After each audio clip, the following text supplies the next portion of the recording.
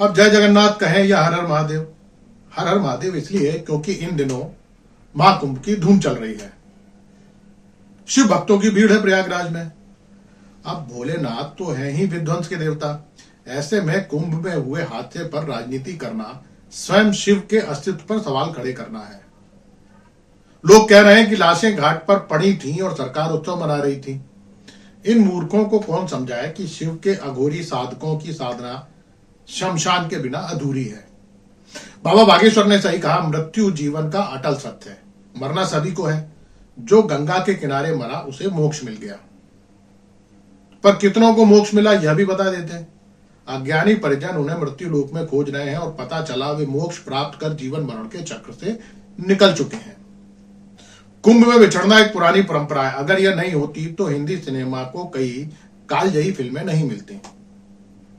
लोग कुंभ में जाते ही मोक्ष पाने के लिए हैं, कुछ अमृत स्नान करके और कुछ मर के। अगर मोक्ष की कल्पना नहीं होती तो तमाम बाबाओं के अखाड़े सूने पड़े रहते और मंदिरों के दान पत्र भी।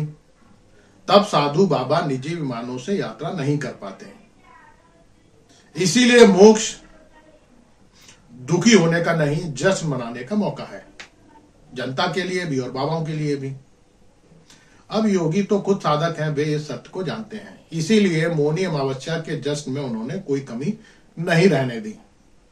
जो नहाकर मोक्ष प्राप्त कर रहे थे, योगी के अधिकारी उन पर फूल बरसा रहे थे, और जिन्हें मरकर मोक्ष मिला उनका आंकड़ा छुपा रहे थे। वैसे साधक तो आप भी हैं। कुंभ में हुई मौतों के बाद भी आप चुनावी रैलियां करते रहे। अब आप नेहरू तो है नहीं जो कुंभ में हुई मौतों के लिए आपको जिम्मेदार ठहरा दिया जाए। कुंभ में आपके फोटो के अलावा आपका कोई अस्तित्व नहीं है। खैर, चुनावी रैली तो आपने उस वक्त भी नहीं रोकी थी जब पटना में आपके मंच के समीप बम ब्लास्ट हुआ था। उसमें कई लोग मारे गए थे। नोटबंदी के समय जब लोग लाइन में खड़े होकर मर रहे थे, तब भी आप जापान में उनका मजाक उड़ा रहे थे। संगम के किनारे मरने वालों को मोक्ष मिलता है, इतना तो समझ में आ गया। अब सवाल है कि यह मोक्ष केवल कुंभ में कुचलकर मरने वालों को ही मिलता है या उन लोगों को भी मिला जिनकी लाशें कोरोना काल में संगम में बहा दी गई थी, क्योंकि शमशान घाट में जलाने के लिए जगह नहीं थी। बाद में ये लाशें पूरी दुनिया को नजर आ गई और आपकी बड़ी किरकिरी हुई।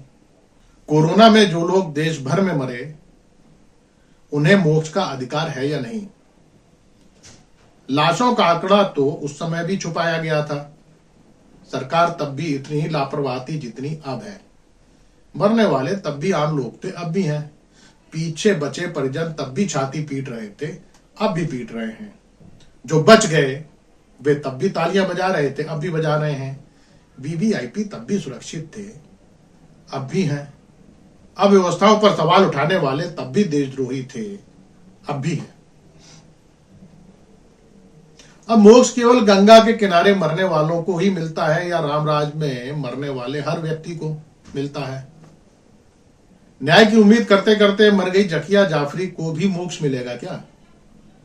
और उनके पति का क्या, जिन्हें गुजरात में जिंदा जला दिया गया? अब जो राम भक्त साबरमती एक्सप्रेस में जलकर मरे, उन्हें तो निश्चित ही मोक्ष मिलेगा।